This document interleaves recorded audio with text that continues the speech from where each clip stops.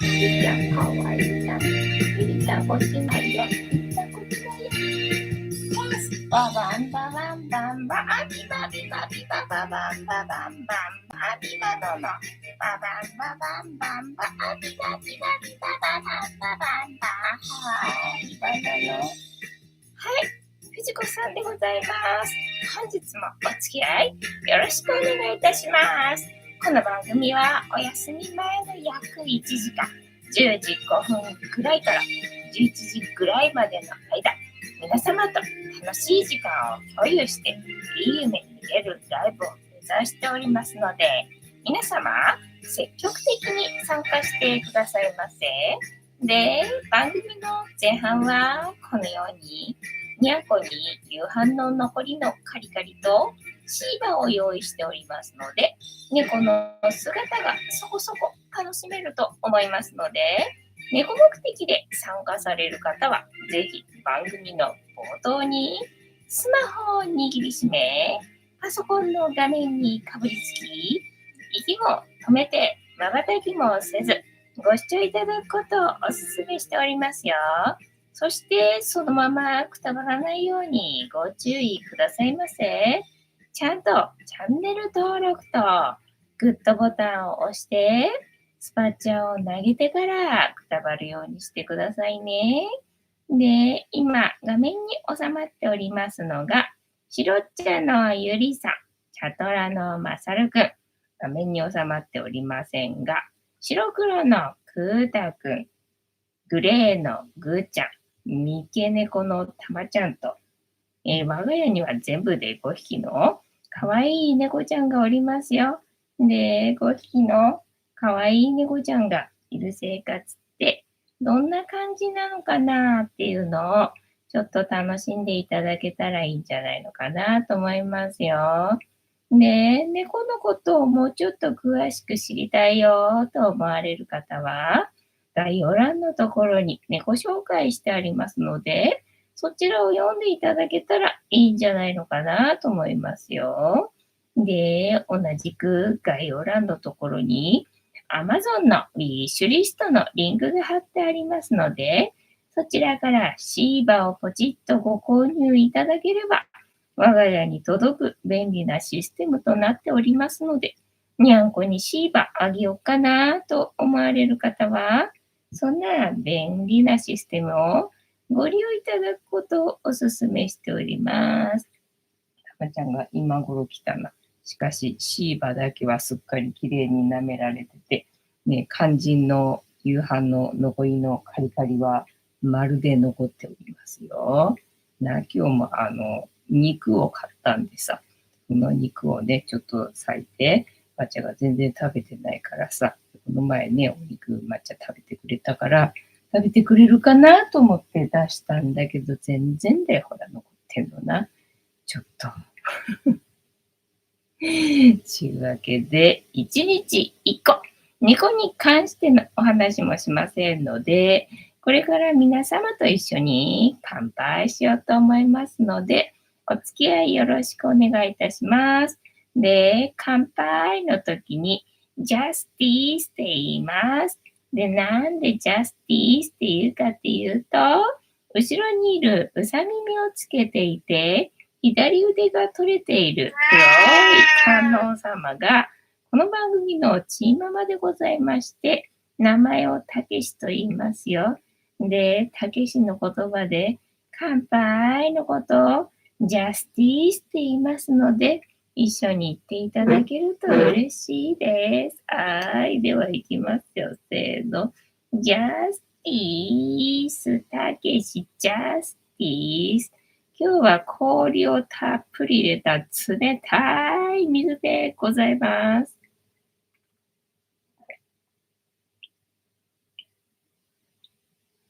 あ、せりさん。はーい。暑い夏はウェルカム。夏対策はホットシルコドリンクです。そうだな。間違いない。暑さは暑さで制します。さすがだ。今夜も楽しいライブはウキウキウォッチングでございます。ありがとうございます。てんたまさん、今夜もジャスティス。ジャスティス、ありがとうございます。さゆりさん、ジャスティス、こんばんは。ホットおしるこドリンク、プラス厚揚げ、プラス枝豆で、まるでビールかのようにおしるこを飲むんだな。ジャスティス、ありがとうございます。ヨッシーさん、ジャスティス。ケンタマさん、藤子さん、皆様、こんばんは。ボスは本日もお付き合いよろしくお願いいたします。さゆりさん、全国のお酒好きなお父さんが好きそうなメニューですが、わら。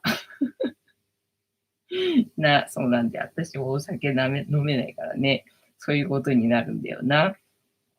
てんたまさん、けんもちさんは夏バテ知らずですね。そうだね。さゆりさん、てんたまさん、よしーさん、グッドモーニングでございます。はい、夏バテ知らずでございますよ。ね、私も夏バテっていうのは特にないかな。夏バテっていうのはないかな。常にやる気がないからな。特に夏バテだからとかそういうんじゃないんだな。な。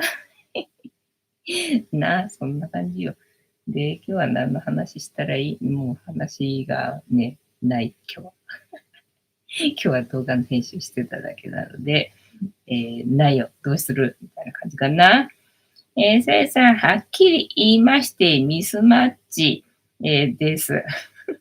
でも甘いのの後にしょっぱいの、甘いのの後にしょっぱいのでね、いいんじゃないのかな。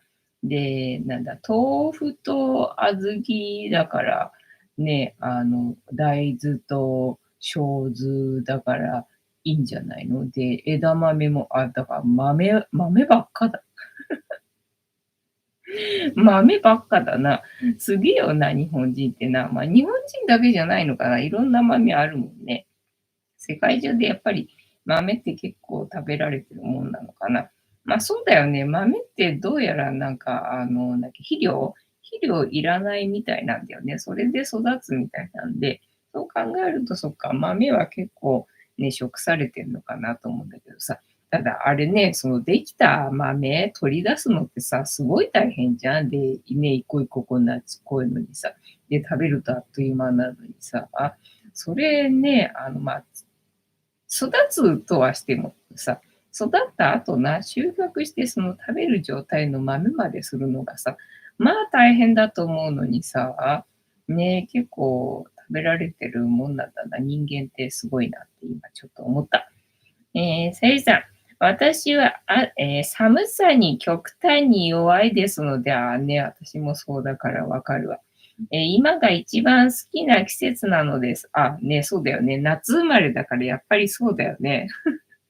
夏生まれそうだよね。私もそうだもんな。もう寒いの、もうね、使い物にならんので、もうほんとダメですからって感じね。冬はほんとね、ほんと無理っすって感じね。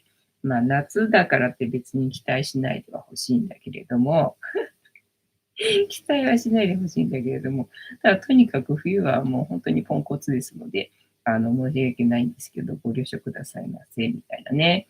そういう感じになるよな。よしーさん。てんたまさん、さゆりさん、皆さん、こんばんは。ボンソワ。本日もお付き合いよろしくお願いいたします。てんたまさん、今日はサウナ付きカプセルホテルに泊まってます。そうなんだ。さっきチェックインして汗だくですよ。そうだね、この暑いのに、サウナがすげえな。なんか倒れてしまいそうだな。てんたまさん、ヨッシーさん、こんばんは。カニタンさん、こんばんは。ジャスティス、ありがとうございます。で、今日は土曜日か。土曜日で、ゴミ出ししなかったな、そういえばな。なんか、ペットボトルをそろそろ捨ててもいいかもとか思ってたけど、忘れたな。そうか。今日は朝がぐーちゃん、あれだったのかな。今日はライブ前は、まあ大丈夫だったな。で、それでさ、どうしようかなって思って、いや、わかったと思ってさ、シーツ、ユーリタンがね、布団におしっこするからと思ってさ、その、お布団対策用のシーツを床に敷いちゃえばいいんだと思ってさ、そうだと思ってさ、敷いたんだよね。敷いたらなんかね、それっきり、しない。まあ、しないに越したことないからいいんだけどさ。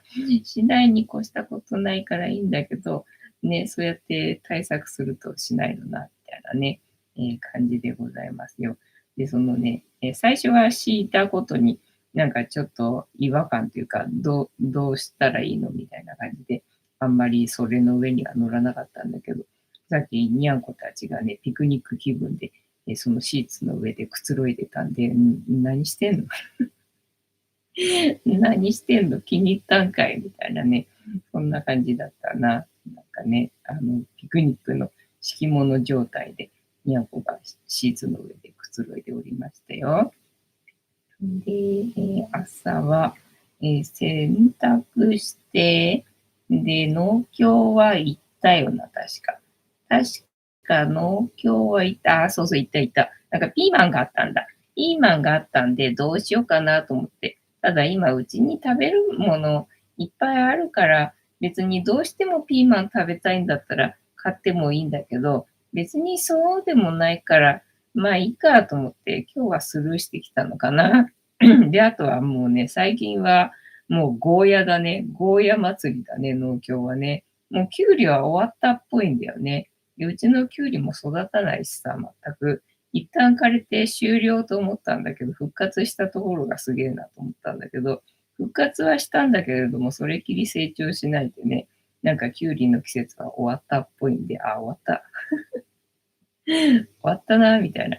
今年は本当に何も取れないよね。まあ、シソはね、取れたけども、シソも今もうね、まだ枯れるには早い時期だと思うんだけどもね、すっかり枯れてきちゃってるし、もう全然ダメだね。アスパラもなんか枯れてきちゃったしさ、もうダメじゃんみたいな感じだね。で、もう実が全滅してるしさ、あ、全滅した。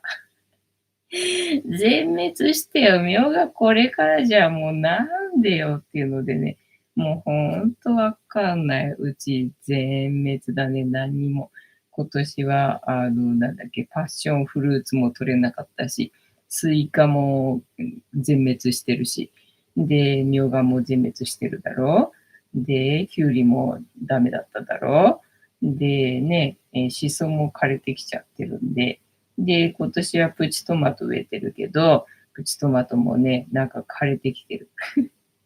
実がなってないくせに枯れてきてるよみたいな感じね。で、モロヘイヤも全然成長しないまんまだしさっていう感じなんだよね。なんか収穫できるはずなのに7月からおかしいなみたいなね、状態なので、今年は何もダメだね。食べれない。何も食べれねえなって感じだな。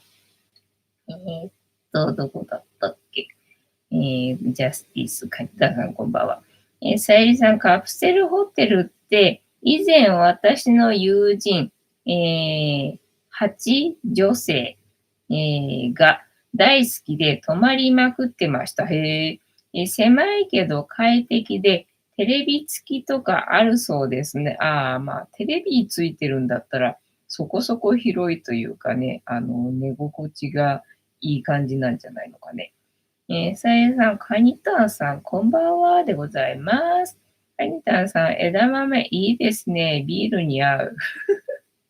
なんだか私の場合、お酒飲めないから、ひたすら枝豆を永遠になくなるまで食うみたいな感じだな。あ、そういえばあれだ。去年だったっけその枝豆早食い選手権に出たの。そうだよな。確か去年だよな。断食ダイエットした時な。断食ダイエット、去年の免許の書き換えのために断食ダイエットして、で、その後にその枝豆早食い選手権だったわけよね。だから久々の、食事が枝豆、大量の枝豆みたいな、そんな感じだったんだよな、去年な。1年経ったのか、あれからな。カニタヤさん、てんたまさん、サウナは夏バテ防止にも良さそうですね。そうなんだね。さゆりさん、ホームセンターに行きましたら、きゅうり、ナスの苗と、桃の木が売ってました。ああ、いいな。そう、桃のさ、種をさ、植えようと思ってさ、取っといたんだけど、なんか植え方を調べてみたら、乾燥さしちゃダメらしいんだよね、桃の種ってさ。知らなかったよと思って。なんか食べた後乾燥させちゃダメみたいでさ、あの、なんだ、保湿っていうのして、で、冷蔵庫の中に3ヶ月ぐらい、なんかね、眠らせとかないとダメらしいんだよね。で、その後、その桃の種を植える時期がいつだったか忘れたけど、その時期に植えないと、なんかダメらしくて、めんどくさい。めんどくさいし、無理だし、と思って諦めてね、取っといたけど捨てたよって感じだったな。売ってたんだ。いいね。それだったら育てるだけでいいもんね。ヨッシーさん、枝豆、美味しいですよね。美味しいよね、枝豆ってな。あれも大豆の、なんだ、弱いのじゃなくて、なんだっけ。若いの若いのだったっけ。てんたまさん、けんもちさん、カプセルの中に小さなテレビついてますよね。そうなんだ。ただ、冗談なので、落っこちたら怪我します。テレビとは関係なく、自分が寝相が悪くて落っこちるってことか。でも、入り口は、なんだ、足元かなから入るから、そっから落ちるってことはなかなかないんじゃないの。さゆりさん、枝豆は久しぶりにいただきましたら、とても美味しいですね。止まんないよね、あれね。永遠に食べられるよな。てんたまさん、サウナと水風呂のループで、すっきりできます。あ、そうなんだね。さゆりさん。寝相が悪いと下まで真っ逆さま。真っ逆さまですね。頭から落ちるんかい。てんたまさん、桃の木とかハードル高そうね。ただ、まあ、せっかくだったらさ、その自分の植えた種からさ、芽が出てきたら、そっちの方のがさ、喜びひとしおっていうかさ、そのさ、ガーデニングのさ、まあ、醍醐味というか楽しみっていうのはさ、植えた種がさ、ね、芽が出てくるところが楽しいわけだからさ、そこすっ飛ばしちゃうのはちょっとね、楽しみ半減っていうところがあるんだけど、ただまあ、桃の種を植えるのそんな大変なのかと思ったらさ、ちょっと諦めたんだよね。どうしたのたまちゃん、おしっこ出たんでしょよかったじゃんか。うんち出てないのか、今日はまだ。だからか、なんか夕方も怒ってたんだね。すっごい怒って、もう泣いてんの。もう何よっていう感じで大きい声で泣くからね。みんなびっくりするぐらいの大きい声で泣くんだよね。たまちゃん、今おしっこ出たからすっきりしたんじゃないの？すっきりしてなさそうなとこ見ると、うんちかなっていう感じだな。あれか、またうんちを我慢してる猫の動画を撮らないとダメなパターンかな。っと、さん、完熟でスイートな桃ができますと値札に書いてありました。なんか買いたくなるな。うまいな。770円でした。ねえ、770円元取れるぐらい実ができてくれるといいけどな。でもね、スイートな桃ができますってことはできるんだよな。てんたまさん、上がり下がりするときに足を滑らせる人がいるのですよ。ああ、私もそうだった。そういえば、年末に泊まったカプセルホテルな。階段がさ、すごい登りづらくてさ、斜めになってないんだよね。なんか、はしご状態なのに、手で捕まる場所がないんでさ、これどうやって登んのよ。無理なんすけど、みたいな感じで。ほら、冬場だからさ、靴下履いてっから寒いから、もう滑るわけよね。だからまあ、裸足だったらまあ、まだいいけどさ、靴下履いてっからもう滑るんでさ、もうヒヤヒヤだったよね。てんたまさん、にゃおにゃおね、たまちゃんね、もう特徴的よね。おしいさん、桃の木、確かに難しそう。家庭菜園やっている後輩が、きゅうりを一番勧めてました。前言ってたよね。なのに私は全然きゅうり簡単に育った試しがない。きゅうり簡単に育った試しがない。強いて言うなら去年な。去年二苗植えて、で、合計で、8本ぐらい、まあ9本目取ったんだけれども、それはね、めちゃくちゃ苦くて、頑張って食べたんだけど、そのきゅうりの苦いのは食べちゃダメなんだよね。ゴーヤの苦いのはいいんだけど、種類が違うんだって、苦さの種類が。だからゴーヤ以外の、苦くないはずの野菜が苦いときは食べちゃダメらしいんだけど、頑張って食べたんだよね。で、案の定具合悪くなってさ、具合悪くなって。で、後ほどそういうことが分かってね、あ、そうだったのかと思って、食べちゃったなと思ってね。なので、二苗で合計でね、8本ぐらい取れたかなっていう感じなんで、全然ダメだったよね。それが今までで一番のね、成功体験だよ。そうだな。えーっと、簡単に育って単価も高い。あ、そうなのか。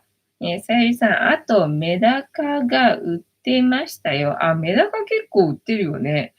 高いメダカは1匹400円。マジか。ヒメダカというメダカは1匹60円。バラ売り、なしで10匹600円でしたよ。なるほどな。そうだよね。メダカバラ売りってあんまり見た記憶ないもんね。大概なんかさ、なんだ、こんくらいのポリ袋っていうんだっけにね、何匹か入れられて売ってるなっていう感じで、ただ値段チェックしてなかったから、どんくらいするものかっていうのはね、さっぱり知らんかったけど、まあだいたい1匹60円とかね、まあそんなもんかなって思ってたけどね。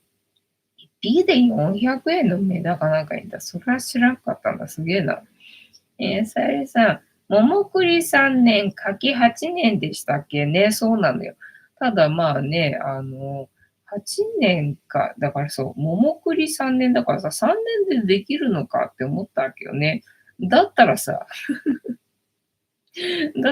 だって今のうちに生えてるね、アスパラ3年目だからさ、3年なんかね、結構すぐじゃんと思ってさ、だったらな、植えようかな、なんていうふうに思ったわけよ。ベランダで桃できたら嬉しいよねって思って。っていうか、フルーツになったら、ね、やっぱ嬉しいよねと思って。だから、柿もさ、植えようかなって思って、ね、種を取って種を取ってあり。そうで、じいちゃんがな、栃木の、ね、父親の父方のおじいちゃんがさ、ね、もう本当酒飲みで何もしないじいちゃんだったんだけど、なんか意外とね、後から、なんか最近大人になってから話を聞くと、なんかね、後半、なんか死ぬ前は、改心したっぽくって、で、子供たちに何もね、孫たちに何もあげられないからっていうので、なんかね、柿の種を植えたらしいんだよね。で、それでできた柿をなんかもらってたらしいんで、あ、そうだったんだと思ってさ、そんなん知らんかったと思って。で、後半はその改心して、なんかね、今までなんか申し訳なさすぎてみたいな気持ちがあって、神社の掃除をしに行く、なんだろう、ボランティアって言っていいのかわかんないけどさ、なんかそういう修行というか、なんかするようになったらしいんだよね。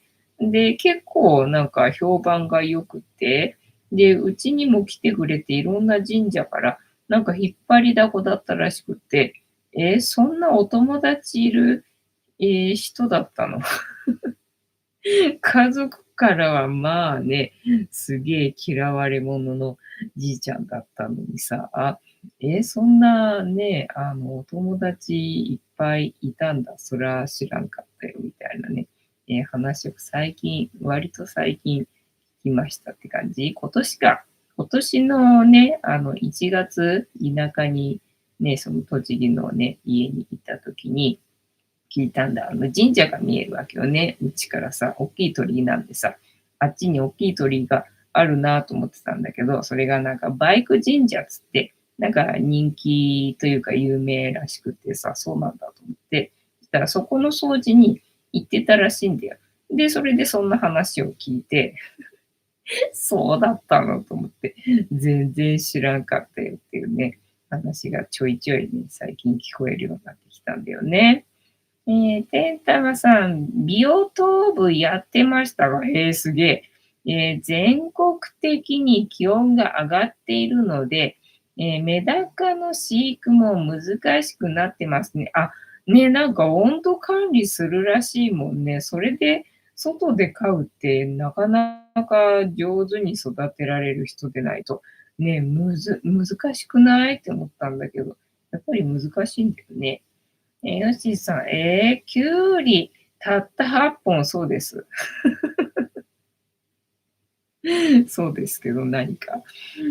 後輩は、地面に植えてます。あ、そう、地面に植えるとやっぱりね、全然違うっぽいよね。だってさ、街路樹だってさ、すげえ育つじゃん。もう本当木の太さしかさ、もうなんだ、地面与えられてないにもかかわらずさ、まあ下にね、根を伸ばしてるんだと思うんだけどさ、いや、こんなに狭く囲っちゃってさ、かわいそうじゃんってなんかさ、外から見てるところしか見てない人からするとそう思うんだけど、ね、そんな木でもさ、もうね、わんさかなんだ、多分さ、肥料とかあげてないよね、この街路樹の木たちはさ、って思うのにさ、もうすごい茂ってんじゃんか。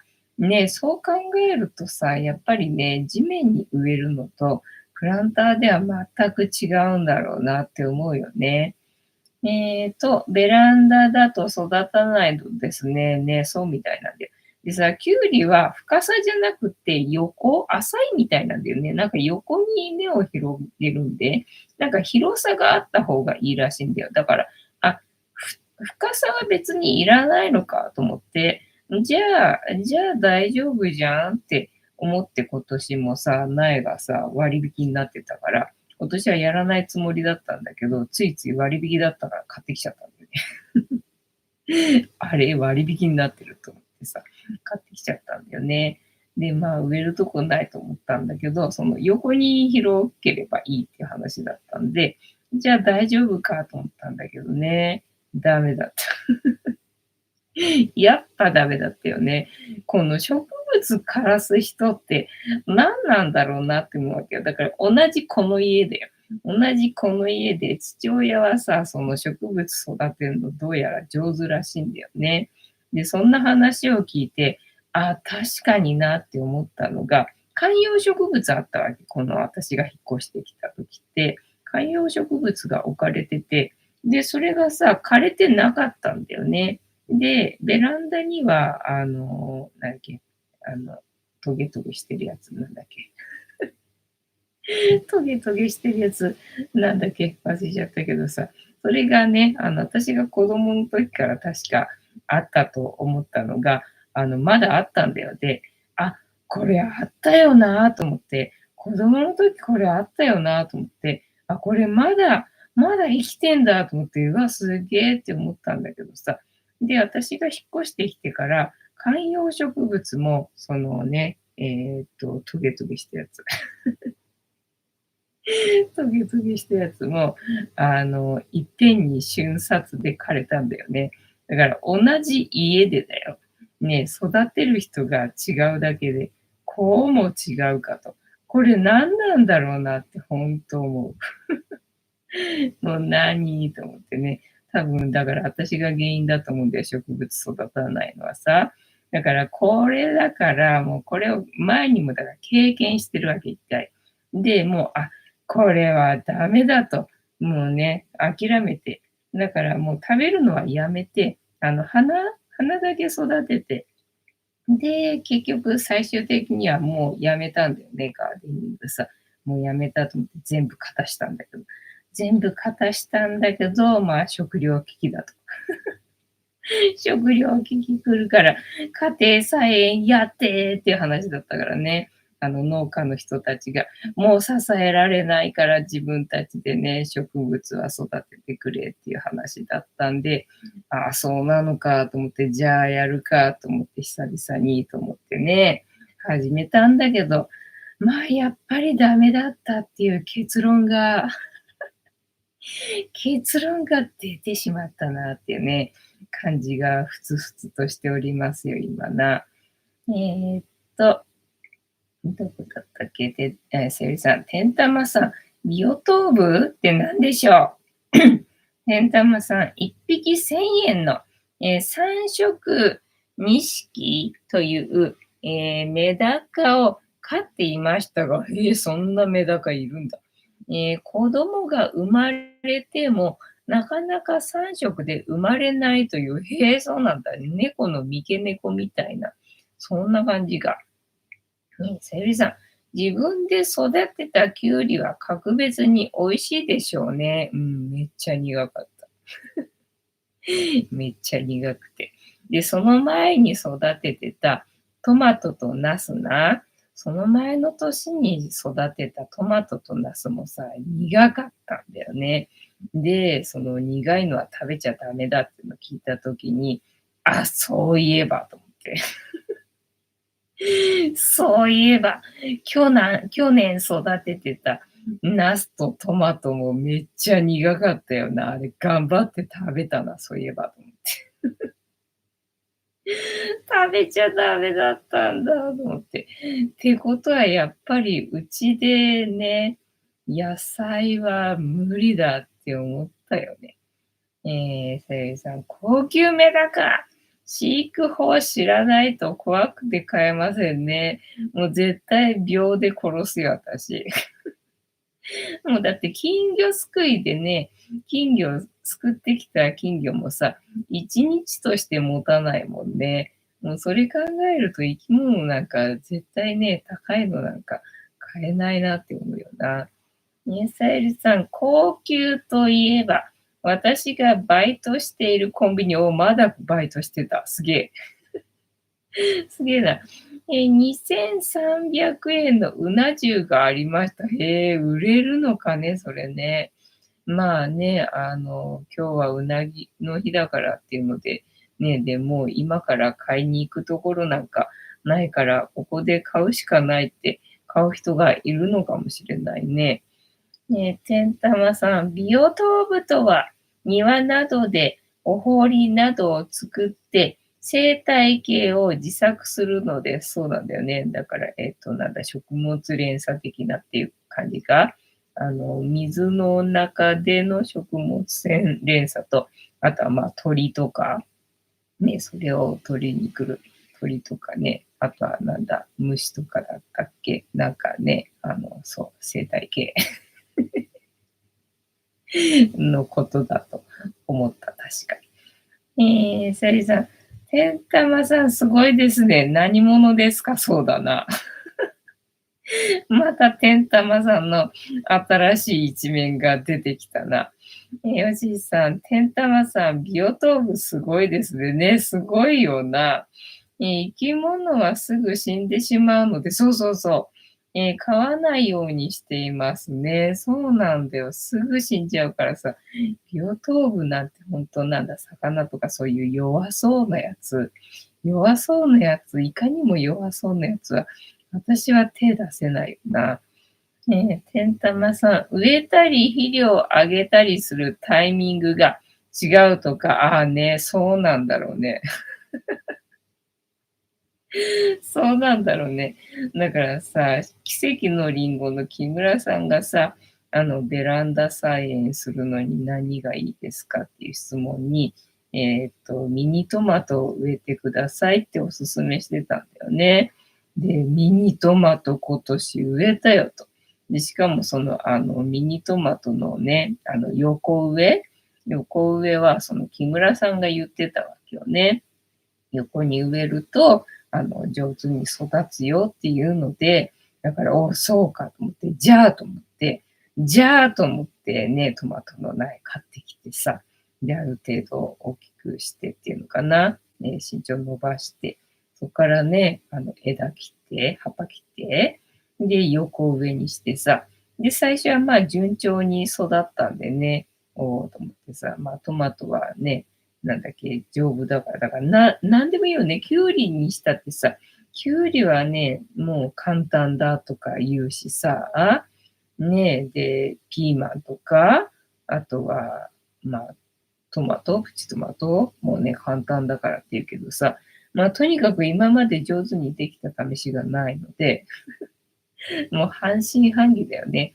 半信半疑だけど、木村さんが言うんだったら大丈夫でしょと思ってさ、横上にしたけれども、相変わらずな、うちは花も咲かねえし、実もならねえし、なった実も大きくならねえし、でね、いよいよその大きくならない実が赤くなり始めたんで、やめてくれ。やめてくれ。もうちょっと大きくなってくれと思ってな。これも苦いんじゃなかろうかと思ってね、ちょっとヒヤヒヤもんでございますよ。てたわさん、よしーさん。自分も生き物は今飼ってません。ねえ、てんたまさん、けんもちさん、ビオトープは田舎ではやってる人結構いるのですよ。ああね、土地があるもんね。私もだから田舎に引っ越したら、もしかしたら嫌かもしんないよな、みたいな。でも逆に田舎だとビオトープなんかやっちゃったらね、なんかボウフラ湧いちゃいそうでやばいな。ボウフラ湧いちゃいそうだよな、とかも。だから、都会でもさ、時々でっかい公園、広い公園とか行くとさ、なんか片隅にそのビオトープがあって、でね、なんか説明が書いてあるんで、見てみると、ビオトープをなんかやってますみたいなこと書いてあってさ、ああ、そうなんだなっていうの、時々あるんだよね、でっかい公園とかね、片隅にさ。なんか池っぽいのがある気がするけど、なんて思ってみると、なんかね、ビオトープとか書かれてたりするんだよな。さゆりさん、そうなんですか。生き物飼うのって難しいですね。ね、ちっちゃいのなんてさ、本当すぐ死んじゃいそうだからさ、ね、難しそうな気がするよ。てんたまさん、うなぎ今年は食べれてない。まあ、あまり好きではないのではそうそうそう。だから私もさ、この前、箱根行った時な、ひつまぶしがあったんで、食べようと思えば食べれるタイミングはあったけど、そう、自分があまり好きじゃないので取らないから、取らないからな。なんか、結局毎年食べてないよ。カニタンさん、ビオトープって自治体とかが作るものだと思っていました。ああね、そうだね。そういう感じだろう。だからね、公園とかにあるからね、なんか自分で作るものっていう感覚ではないよな。てんたまさん、カニタンさん、ビオトープは結構簡単ですが、今は気温が高くなりすぎて、メダカが酸欠になるので難しいです。あ、酸欠なんだ、温度じゃなくて。まあ、温度が高くなることで酸素がなくなるってことなんだね。もうほんと魚のことはさ、全然わかんないからさ、さゆりさん、うなぎは2切れで肉厚でもなくないのか。ご飯の量も多くはないのですが、何が高いのか分かりません。ああね、じゃあ国産じゃあ、天然うなぎなのかもしれないな。2300円出すのなら、うなぎの専門店に行った方が良いでしょうね。そうだね。本当だよね。ここで食べるのはぐっと我慢してね、翌日かなんかにね、うなぎのお店に行った方がいいと思うよな。さゆさん、そういえば、今日は質問コーナーなしですか？あ、なんかね、このチャット欄が使えなくなっちゃって、で、今日もほら、なんだっけ、あれ。プレミプレミア公開の時にさ、チャット欄が入力できないんで、あ、入力できないと思ってさ。で、なんとかチャット欄自体は、出せたんだけど、入力した文字が、反映しないっていうの。だから、あれとかって思って。で、あんまり Chrome 使わないわけよ、私さ。使い方がわからなくて、Chrome ってさ。なんか使いづらくて、あんま使わなくて、で、もともと入ってるサファリをずっと使ってんだけれども、ただもういい加減 YouTube がね、サファリは対応してくれなくなったっぽくてさ、なんかダメみたいなんだよね。で、このライブは Chrome でないとできないんで、それの時だけ Chrome を使ってんだけれども、だから今だったら、入力できると思うけど、質問何がいいですか？今から。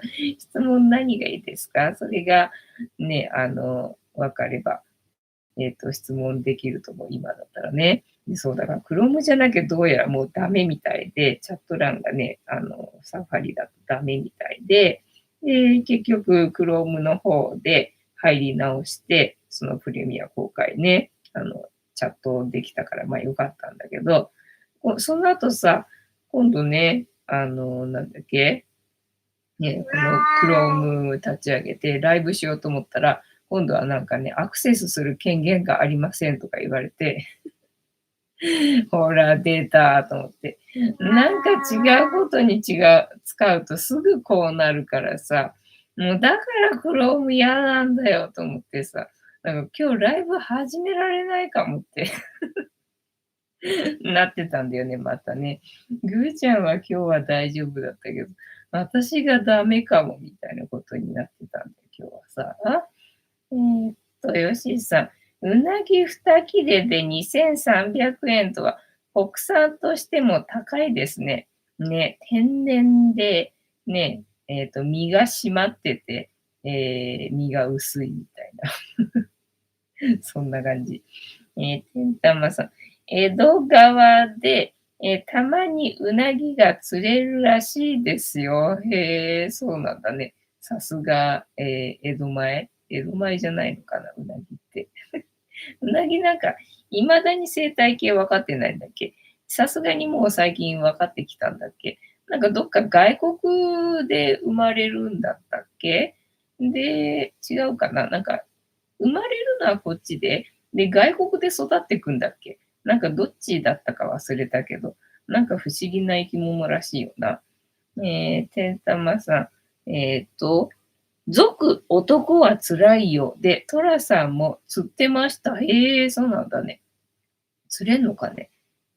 釣れても困るな。さばけないもん。でもあれか、うなぎ屋さんに持ってって、なんとかしてもらえるのかな、そういうのってな。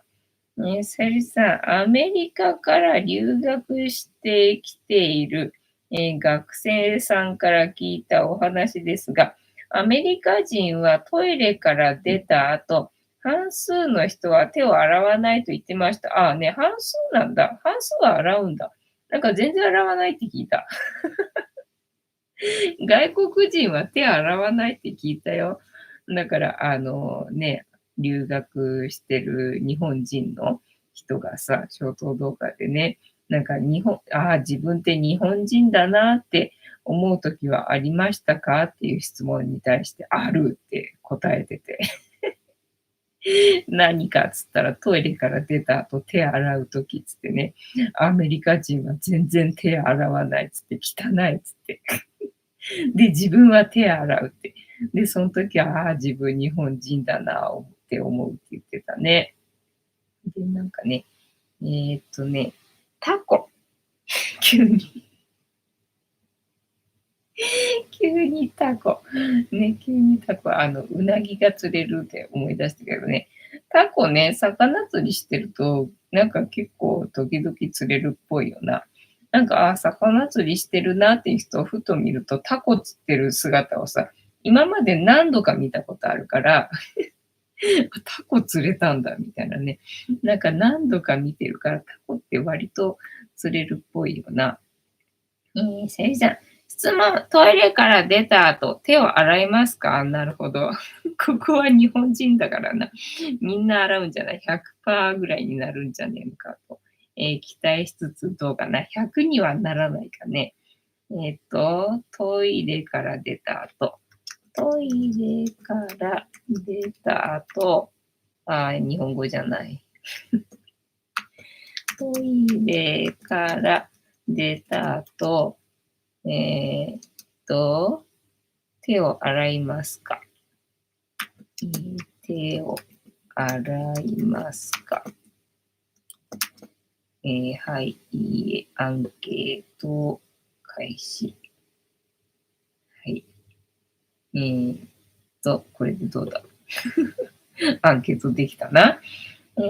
カニタンさん、受ける。テンタマさん、女性も手を洗わないのですか？そうそうそう。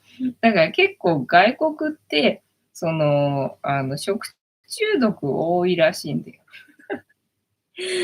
だから保険がないからね、健康にはすごい気を使ってるっぽいんだけど、ただそもそも手を洗わないんでね、なんか食中毒はね、しょっちゅうあるらしいよ。だからあんまりね、調理しないみたいなんだよね。調理しなきゃいけないもんだと、食中毒の恐れがあるんで、で、なんかクラッカーだったりとか、なんかその袋から開けたらもうすぐそのまま食べられるみたいな、なんかそういう食べ物をなんか食べるらしいんだよね。さゆりさん、アメリカとかヨーロッパってトイレから出た後、手を洗う習慣がないそうです。アメリカだけじゃなくて、ごめんなさい。ちょっとヨーロッパもそうなんだ。てんたまさん、握手したくねえね。その割にはベタベタくっつくよな、外国人ってな。迷惑だな。ね、そうだよね。さゆりさん、そうですね。手を洗わない人と握手するのは怖いです。おにぎりなんか、握られたらショックですね。さすがにそれはおにぎりは日本人だろうな。外国人はおにぎり。でも最近流行ってるから自分で握ったりするのがね、もうそういう時はほんと手洗ってくださいねっていう感じだよな。てんたまさん、高松港ではイカが釣れます。そうなんだ。なんでだろう。タコばっかり釣ってる人が見れて、ね、イカはなんかあんまり聞き覚えがないっていうのは、住んでるとこ違うのかな。タコは割と浅瀬に住んでるのかな。で、イカはなんだ、深海なんか、えっと、お大王イカがいるぐらいだから、イカは深いところにいるのかね。さゆりさん、本当に出ましたね。質問。はい、100%だな、今んとこな。さゆりさん。うちの研究室、小さいトイレがあるのですが、男女兼用なので、私は入りません。ね、それはなんかわかるよな。小さい上に男女兼用ってちょっとな、ちょっと嫌だよね。入りたくないよね。てんたまさん、私、今日サンドイッチ作ってきました。そうそうそうそう。ね、もうほんと、手洗わないらしいからね、もうしょっちゅう食中毒あるらしいからな。やっぱりかって感じよね。さゆりさん、恐怖のサンドイッチね、そうだよね。それ聞いちゃうとね、アメリカ行った時さ、毎日お昼はサンドイッチだったけど、いや、食中毒にならなくてよかったよ。ラッキーだったのかもしれないよな、もしかしたらな。カニタンさん、I'm full お腹いっぱいなので食べれません。そうやって断ればいいね。そうだな。てんたまさん、タコは網で、取ってますね。そうなのね。じゃあ、釣りやすいのはイカの方のが釣りやすいのか。で、タコの方は網で取った方のが本当は取りやすいのか。だから釣ってる人がタコが釣れちゃって、いや、どうしようってなってる場面を今まで何度か何度か見たことがあって、なんかね、釣れてすげえってこっちは思うんだけど、釣った本人は、いや、タコ釣れてもどうしたらいいのどうしよう、どうしようってなってる姿を、なんかよく見た気がするんだよね。そう、で、タコで思い出したんだけど、フランス人はタコ食べないんだよね。そう、フランス人タコ食べないんでさ、へえと思って。だからね、たこ焼き食べないらしいんだよ。そうなのと思って。ねえ、日本大好きなくせにさ、フランス人、タコ食べないんだもん。と思って。日本人タコ大好きだって、タコ食べねえのかよと思ってな。もう、帰れ帰れって感じよな。だからさ、タコが釣れたらたこ焼きにしましょうね。だからそれこそさ、湯だった鍋でもさ、置かれてればそこにさ、釣ったタコ入れればいいからさ、いいけどさ、ね、生のタコだからこれ持って帰るのもさ、困るよねっていう状態だと思うんだよね。で、それさ、リリースするにしてもさ、これだってみたいなことになりそうだもんね。確かになっていう感じだよね。さゆりさん、しかも、うち、助教授さんトイレのドア閉めない流さない。え撒き散らすの3点セットですので、絶対に入りません。それは絶対に入らない。そこって掃除ってどうしてんの？掃除の人が来てしてくれるの？ね、自分たちでしなさいシステムだったら絶対嫌だよな。お前自分で掃除しろよって言いたいよな。ね、よしさん、さゆりさん、流さないは、あんまりです。それは怖いね。病院なのにそんなのってあり。そんなのってありなの。さゆりさん、私が子供の時、品川駅に有料トイレがあったのですが、有料トイレ時々あるよね。品川にあったんだ。ね、今はなくなってしまったようです。そうなんだね。なんか、新宿にはあったよね。新宿のが、ただ今どうなったかね。女子トイレがなくなったっつったもんな、新宿はな。まあ、全部ではないんだろうけど、新宿は女子トイレがなくなったっつったもんな。さゆりさん、読んだ。てんたまさん、助教授ワイルドだぜ。確かに。ワイルドっぽい感じだな。さゆりさん、掃除は契約している掃除婦さんがしています。かわいそうにな。申し訳ねえなって感じよね。うちの教授、うちの助教授が申し訳ねえって感じだよな。であと、なんだっけな、なんか思い出した気がしたけど、忘れてまった。では、突然始まるアファメーションタイム。残ってんじゃん、カリカリすっかりよ。シーバしか舐めてないな。突然始まるアファメーションタイム。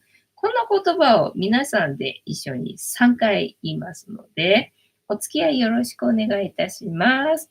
はい、では行きますよ。せーの。あ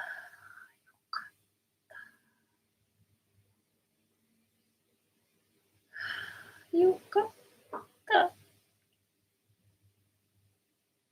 よかった。そういえばさ、そういえばって話違うけどね、診察を昨日さ、ゲットしたわけよ。診察ゲットして、千円札と5000円札な。で、まあ、崩したかったんで、早速今日は、診察の5000円札は使ってしまいました。でね、だからそんなだったからさ、当然のごとくお釣りは診察でもらえるもんかと思ったら、旧札だったんで、そりゃそうか。そりゃそうかと思って。なんかちょっと残念だったんだけどな。てんたまさん。藤子さんの家には助教授がいっぱい。助教授、いっぱいいるね。ワイルドな、ワイルドな助教授がいっぱいいるな。私は掃除婦さんだな。契約されてんのか。よしさん、よかったね、よかったね。てんたまさん、サウナ我慢して視聴してよかった。ありがとうございます。ありがとうございます。サウナ我慢してくれてな。この後存分にしてくださいませ。さゆりさん、助教授がいっぱいね、うまいね。山田くん、てんたまさんに座布団1枚。サウナ行くからね。ご座を1枚あげてください。さゆりさん、今はコンビニの自動生産機のお釣りにもたまに新札混ざってますよ。そうそう。で、お釣りね、全部が旧札ではなくて、1枚だけ新札混ざってました。よかったよ。てたまさん。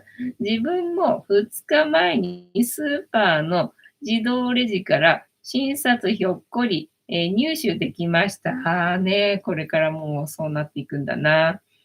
さやさん、てんたまさん、ハワイ旅行近いかもです。てんたまさん、ござ、ありがてえや。よかったよ。喜んでもらえてな。ちゅうわけで、本日も竹縄でございますが、いいお時間になってまいりましたので、そろそろお開きにさせていただきまして、調子が良ければ11時ぐらいまで毎日のようにやっておりますので、お時間合うときはお付き合いいただけると嬉しいです。で、私の人生の目的は、私の笑顔で私とみんなを幸せにすることですので、チャンネル登録がまだの方はチャンネル登録とグッドボタンを押してスパチャを投げといていただけると私が笑顔になりますのでよろしくお願いいたします。あと、ご無理でなければお友達へのシェアもよろしくお願いいたします。で、この姿が物足りなかったよって方は、このチャンネルにはこの動画がいっぱいありますので、そちらを全部見といていただけたらいいんじゃないのかなと思いますよ。てなわけで本日もお付き合いありがとうございました。次回も見てくれるかな？いいとも。じゃんけんぽい。はい。ではでは、いい夢見てね。おやすみなさい。バイなら。